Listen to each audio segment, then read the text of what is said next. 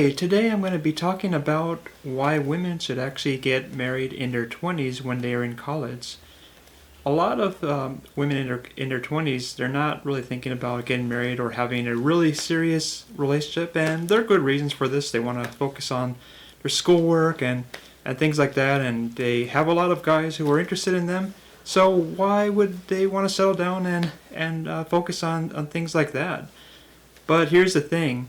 While right now a lot of women, they're very arrogant because they have a lot of guys who are interested in them, so they assume that the supply of available men is infinite and they will always be interested. But there is a problem with that kind of thinking.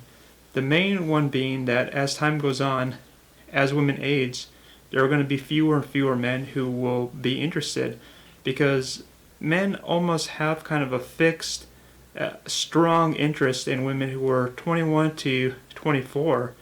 As a result, as women get outside of that range, there are fewer men who were willing to make a commitment. So, women actually have the maximum bargaining power when they're in their 20s rather than in their 30s. A lot of women in their 20s, they're thinking, hey, I want to focus on my schoolwork and things like that, and I gotta focus on career. Okay, you can do that. This is the modern era. You have that choice.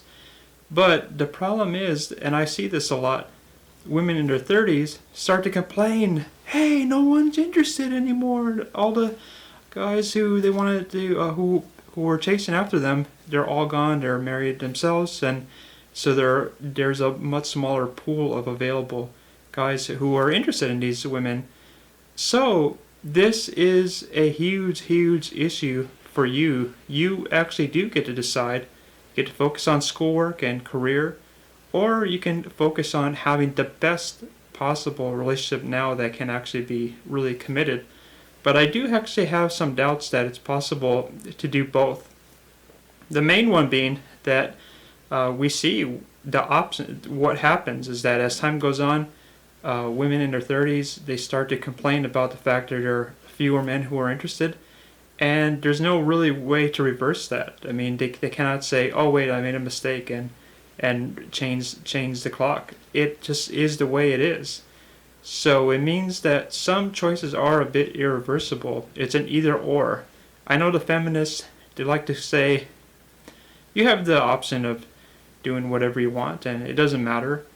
But the truth is, there are some things you cannot debate. Human biology is oftentimes really unfair. It is the way it is.